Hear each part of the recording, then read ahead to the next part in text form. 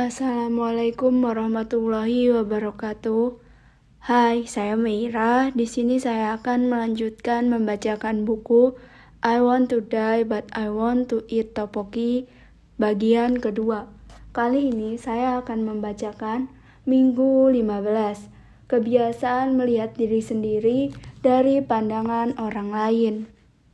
Hal terbesar yang kurasakan selama hidup 30 tahun adalah bahwa orang lain tidak begitu tertarik padaku. Kenyataan itu menghampiriku sebagai sebuah kesedihan, sebab aku justru memiliki banyak ketertarikan pada orang lain. Namun, dibandingkan dengan orangnya sendiri, dulu sebenarnya aku lebih tertarik pada sosokku dalam pandangan mereka. Kesadaran diri yang berlebihan. Walau begitu, akhirnya aku sungguh tertarik pada orang lain. Sekarang aku penasaran kemana mereka akan pergi, apa yang mereka akan pikirkan, dan bagaimana perasaan mereka. Aku adalah tipe orang yang memuji orang lain pada hari mereka mengenakan pakaian cantik dan langsung sadar saat orang lain mengganti riasan dan gaya rambut. Aku menemukan kelebihan orang lain secepat menemukan kekurangannya. Oleh karena itu, kadang aku merasa kesepian saat sadar bahwa tidak ada orang yang tertarik padaku. Saat aku tidak suka dengan pakaian yang kupakai, diam-diam tanpa sepengetahuan yang lain, memangnya mereka harus tahu. Aku akan mengganti pakaianku saat jam makan siang. Dan saat menyadari pandangan orang lain, setelah aku mengubah gaya rambutku, aku akan merasa gugup sesaat, kemudian merasa lega sekaligus sedih saat sadar bahwa pandangan-pandangan itu tiba-tiba sudah hilang. Selamat siang dok, psikiater. Bagaimana nafsu makan Anda? Apakah sudah berkurang? Ya sepertinya lumayan. Psikiater, apa porsi makanan juga berkurang bersamaan dengan berkurangnya selera makan Anda? Terakhir kali selain makan camilan berlebihan, 1 kali karena stres. Saya makan seperti biasa, makan saya cukup. Psikiater, stres yang seperti apa? Yang paling buruk, saya ingin berhenti bekerja. Psikiater, kenapa? Saya sudah berbicara dengan perusahaan tentang kontrak penerbitan buku yang saya lakukan, tetapi mereka melarang dan mengecam saya. Menurut pendapat bos saya, keputusan saya benar-benar tidak dapat dimengerti dan hanya akan mengganggu pekerjaan saya saja. Setelah membicarakan itu dengan bos saya, perasaan saya jadi buruk. Saya tidak mengerti kenapa perusahaan melarang kegiatan kreatif yang dilakukan secara pribadi di luar jam kerja. Padahal saya bahkan tidak tinggal di kantor selama 24 jam. Mungkin bisa dibilang saya sudah membenci perusahaan. Saya tiba-tiba saja semua terasa menjengkelkan. Jadi, rasanya seperti ingin berkata kepada bos saya, ini kebebasan saya. Kalau saya dilarang menerbitkan buku selama bekerja di sini, saya akan mengundurkan diri. Psikiater, bukankah seharusnya Anda memikirkan dulu akibat yang akan Anda terima setelah mengundurkan diri dari perusahaan karena itu? Memang seharusnya saya memikirkannya, tapi entahlah, hari Jumat saja saya sudah tidak masuk kerja karena sakit. Entah apa akibatnya, pikiran ingin mengundurkan diri sudah menguasai saya. Selain itu, saya benci dengan diri saya yang menunduk murung memikirkan bahwa orang-orang mungkin akan menghina saya, membenci saya tanpa saya bisa menyampaikan kekhawatiran itu dengan jujur. Saya merasa amat kesal karena kekhawatiran itu terus muncul dalam hati saya, hingga berubah menjadi saya harus mengundurkan diri. Psikiater, itu berarti lagi-lagi perasaan Anda dengan sendirinya memutuskan untuk jangan pergi bekerja dengan sedikit ekstrim. Itu bisa saja menjadi pilihan yang akan menghancurkan diri Anda sendiri. Saya paham dengan kesedihan dan kemarahan yang Anda rasakan sekarang. Tapi, Anda secara langsung menghubungkan amarah itu dengan keinginan mengundurkan diri. Jadinya, Anda seperti melarang diri sendiri dengan ekstrim. Jangan pergi bekerja, jangan menulis buku. Sebenarnya ini juga masih terlalu dini bagi saya, karena saya baru 4 bulan pindah divisi, jadi mungkin bisa dibilang saya tidak punya ambisi untuk bekerja. Tidak semua rencana dan ide saya diterima, dan saya hanya perlu mengerjakan buku yang diserahkan kepada saya. Semua orang terlihat sibuk dan hanya saya saja yang tidak. Saya tidak tahu harus melakukan apa. Kebosanan, tidak ada ambisi, kelesuan, perasaan semacam itu lagi-lagi menghampiri saya. Psikiater, saat kekecewaan Anda besar seperti sekarang, tentu saja Anda hanya bisa melihat segalanya secara negatif.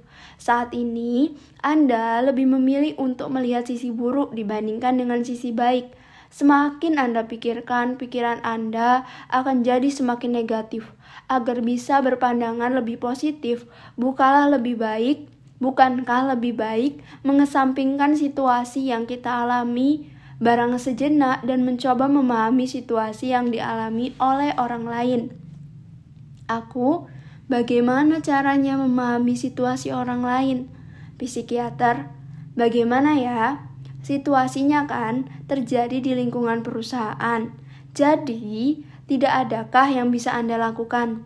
Yang jelas, kalau Anda memutuskan untuk mengundurkan diri tanpa mencoba memahami berbagai situasi yang terjadi di perusahaan, keputusan Anda bisa menjadi sebuah pengorbanan diri.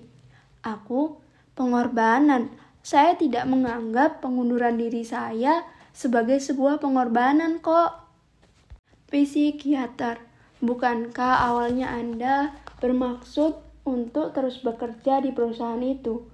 Jadi, bisa saja pemikiran pekerjaan ini membosankan dan tidak dapat kukerjakan dengan baik. Jadi, aku harus berhenti. Muncul hanya untuk membenarkan pilihan Anda untuk mengundurkan diri. Aku, apa saya terlalu mementingkan perasaan saya? Psikiater, kelihatan sedikit mementingkan perasaan. Aku, ngomong-ngomong, ini terjadi minggu lalu. Dan perasaan itu masih belum reda meski sudah 3 hari berlalu. Psikiater, karena itu amarah.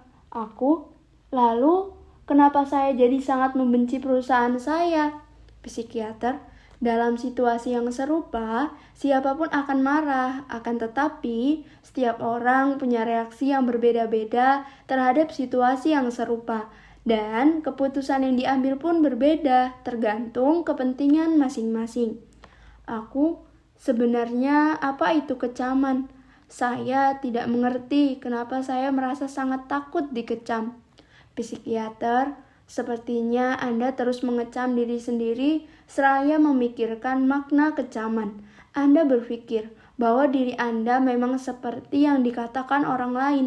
Anda melihat diri sendiri dengan pandangan orang lain, seakan Anda telah menjadi mata mereka. Bahkan emosi Anda terasa tanpa henti, tanpa ada penyaring di antaranya, dan secara refleks Anda jadi terlalu memperhatikan pandangan orang lain.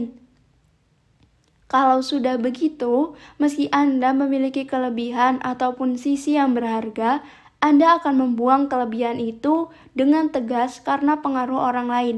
Pada saat Anda mulai merasa terlalu memperhatikan pandangan orang lain, sebenarnya Anda boleh menjadi sedikit lebih egois, mengikuti kata hati dan memilih arah yang penting bagi Anda.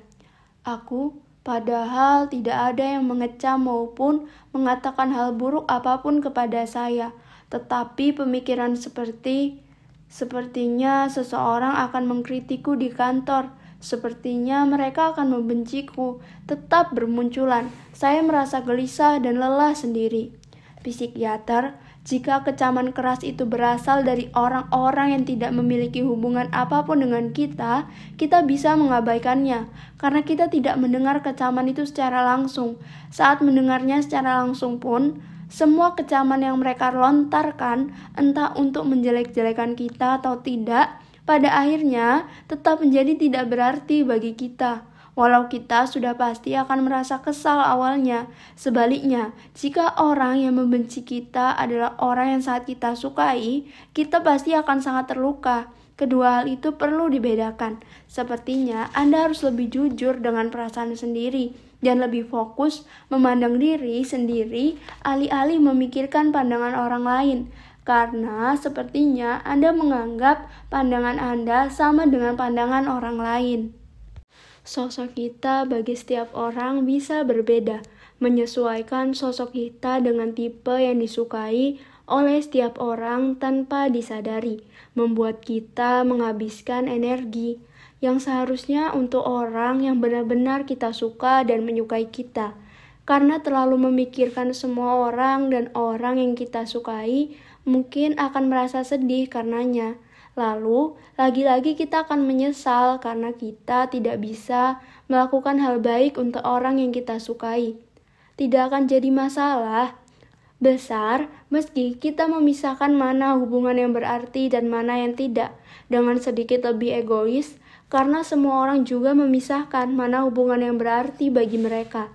Selain itu, Anda bisa secara tegas mengurutkan pilihan Anda berdasarkan prioritas agar bisa mempertahankan sedikit keuntungan atau mengurangi kerugian dan memperoleh banyak keuntungan dari pilihan yang Anda ambil. Saat menentukan suatu pilihan, biasanya pilihan terakhir Anda pasti berasal dari beberapa pilihan lakukan atau tidak. Pilihan itu sama seperti ringkasan laporan mediasi atau negosiasi, ringkasan tanpa menjelaskan proses yang terjadi di dalamnya. Jadi, walau sebenarnya Anda bisa menyelesaikan cukup banyak pekerjaan, Anda menolaknya mentah-mentah. Anda berpikir, pekerjaan ini memuakkan dan tidak penting, kau saja yang kerjakan semuanya. Penolakan itu kemudian menjadi kebiasaan dan mungkin Anda akan menemukan diri Anda sudah tertinggal jauh di belakang setelah waktu berlalu. Kalau sudah begitu, Anda pun akan kehilangan kebebasan. Saya cukup memahami kemarahan dan kekecewaan Anda. Akan tetapi, saya harap Anda tidak terlalu merugikan diri sendiri karena amarah. Apa saya membuang terlalu banyak pilihan? Psikiater, ya. Anda benar, perasaan saya seperti itu. Pekerjaan ini memuakkan dan tidak penting, jadi lebih baik berhenti saja. Psikiater, mungkin Anda akan menyesal saat terlanjur meluapkan perasaan yang terlintas di hati menjadi tindakan. Walau akhirnya Anda sudah menulis surat pengunduran diri, menurut saya lebih baik Anda tetap pergi bekerja dan melarutkan diri dalam pekerjaan sambil mencari tahu apa yang akan Anda lakukan berikutnya. Saya tidak ingin pergi bekerja. Psikiater, kalau begitu Anda bisa memikirkan rencana yang harus dijalankan selanjutnya. Saya harap Anda percaya kepada kekuatan nalar. Saat pikiran saya menuju ke arah radikal begini, saya jadi sering berpikir, buat apa saya hidup kalau jadinya sampai begini? Soalnya, meski ada hal-hal yang membahagiakan, saya masih harus berperang dengan pemikiran radikal itu untuk mendapatkan rencana selanjutnya. Dan sepertinya kekhawatiran-kekhawatiran itu masih lebih besar dibandingkan kebahagiaan. Saat perasaan saya diselimuti amarah, saya jadi ingin mati saja. Orang-orang di kantor sepertinya semua larut dalam pekerjaan, semua lembur. Hanya saya yang tidak. Hanya saya yang pulang kerja seperti biasa dan sering mengambil cuti tahunan. Saya sering tidak masuk saat sakit, jadi saya berpikir tentu saja orang-orang tidak suka dengan saya. Saya tidak ingin bekerja terlalu giat di kantor. Psikiater, tanpa Anda sadari, Anda telah masuk ke dalam hati orang-orang itu, memikirkan apa yang akan mereka pikirkan dan membicarakannya seakan-akan itu adalah pilihan Anda. Seakan-akan itu adalah pikiran Anda. Itu sebabnya Anda merasa bersalah dan rasa bersalah itu muncul sebagai sebuah kemarahan. Orang yang dengan sendirinya berpikir bahwa diri mereka cantik tidak akan terpengaruh saat seseorang mengkritik penampilannya. Di lain pihak, jika kita merasakan kekurangan pada bagian tertentu, tetapi seseorang malah menjadikan kekurangan itu sebagai candaan, tentu saja bagi kita itu bisa jadi bukan candaan melainkan trauma. Lalu apa yang seharusnya saya lakukan? Psikiater, mungkin secara sensitif Anda sudah menangkap, dan membayangkan sendiri satu persatu pesan implisit yang disampaikan perusahaan kepada Anda. Anda membesar-besarkan kecemasan dan kekhawatiran akan bagaimana orang lain memandang diri Anda. Walau Anda ikut-ikutan orang lain lembur, belum tentu itu dianggap lembur. Jadi tidak perlu terpaksa lembur hanya karena antusiasme dan pandangan orang lain. Akan tetapi, sekarang sepertinya Anda lebih berpikir, semua orang harus begitu. Tetapi aku lagi-lagi tidak ikut. Kalau bagi Anda pulang tepat waktu adalah hal yang penting, begitu keluar dari perusahaan, Anda harus melupakan kekhawatiran itu dan melakukan rutinitas yang berbeda. Baik, saya mengerti. Akan tetapi, saya tidak mengerti kenapa mereka begitu semangat bekerja. Psikiater, mereka pasti punya alasan tersendiri. Makanya saya jadi merasa bersalah. Hanya saya yang sangat malas dan... Psikiater, rasa bersalah yang Anda bicarakan sekarang bukan berdasar pada standar Anda sendiri, melainkan standar perusahaan. Anda pasti berpikir, dengan standar perusahaan seperti ini, kau punya banyak waktu karena kau tidak mengerjakan pekerjaanmu. Dan sekarang kau malah menulis buku dan ingin menerbitkan buku di perusahaan lain. Lalu saya harus berpikir bagaimana? Psikiater, hasrat yang egois membuat kita berpikir bahwa kita harus meningkatkan standar dan hasrat pribadi. Sama seperti keinginan untuk terus menurunkan berat badan dan mengikuti standar kita sendiri, meski orang-orang berkata bahwa berat badan kita normal. Jadi saya rasa saat mempertimbangkan perspektif dan ideologi orang lain, Anda harus mencoba berpikir bahwa mungkin saja Anda telah mencap hasrat Anda berbeda dengan perspektif dan ideologi mereka, menjadikannya sebagai sebuah kesalahan. Apa Anda juga membicarakan ini dengan kekasih Anda? Dia bilang kalau saya ingin berhenti, ya sudah, berhenti saja. Psikiater, apakah tidak ada penyesalan saat berkata ingin berhenti? Saat Anda sudah tidak lagi melakukan semua pekerjaan itu? Penyesalan. Maksudnya penyesalan karena tidak punya cukup pengalaman untuk bisa berganti pekerjaan dan uang. Psikiater, dua penyesalan itu tentunya akan semakin besar nantinya. Kelihatannya orang lain sibuk dengan semuanya, larut dalam pekerjaan. Di satu sisi, kenyataan itu bisa menjadi hal yang negatif, dan di sisi lain bisa menjadi hal yang positif bagi Anda. Seperti yang Anda sampaikan, Anda baru bekerja 4 bulan di divisi lain. Jadi tentu saja jumlah pekerjaan yang telah diakumulasikan oleh orang lain atau yang dipercayakan kepada mereka berbeda. Bukankah motivasi untuk bekerja adalah hal yang Anda impikan? Akan tetapi, saya merasa Anda justru tidak sempat memperoleh cukup pengalaman. Dan sepertinya akan sangat tidak adil jika pengunduran diri Anda sampai disebabkan oleh faktor-faktor lain. Sepertinya semua akan bisa terselesaikan setelah saya kembali dari liburan dan beristirahat.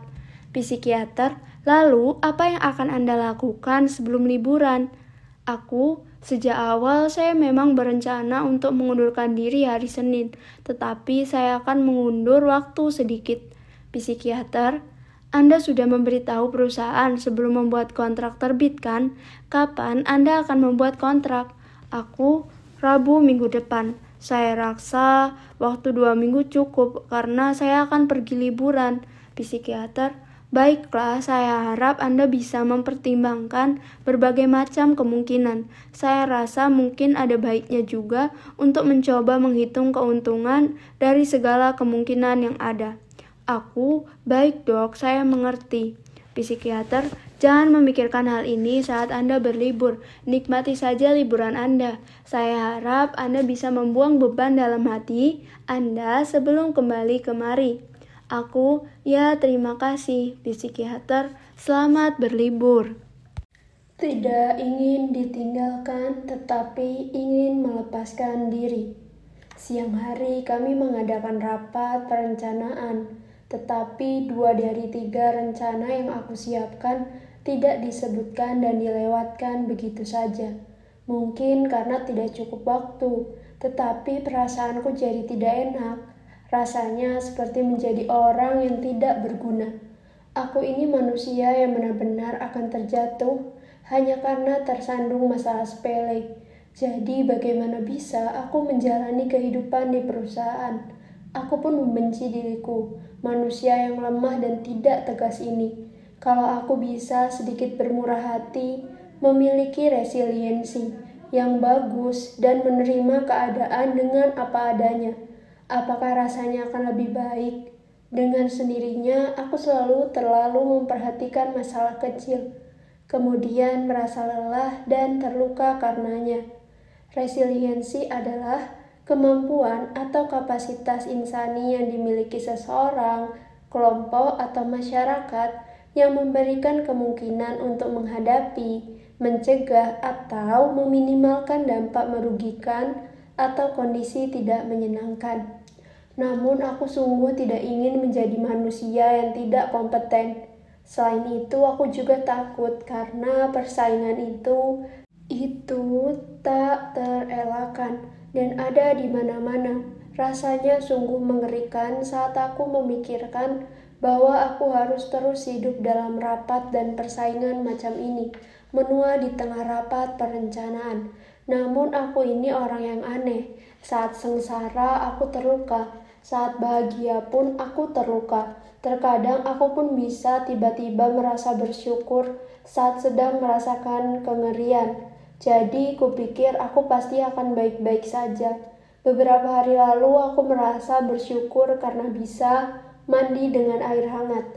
Aku terus berada di antara kekosongan dan rasa syukur, amarah dan rasa syukur, hasrat ingin bergabung dan terlepas dari kerumunan. Aku harus menerima segalanya. Aku harus menerima segalanya. Aku harus menghibur diri, berkata kepada diri sendiri bahwa hidup berdampingan memang tidak bisa dihindari. Baik, bagian ini telah usai. Terima kasih telah mendengarkan. Sampai jumpa di bagian berikutnya dari buku ini. Terima kasih.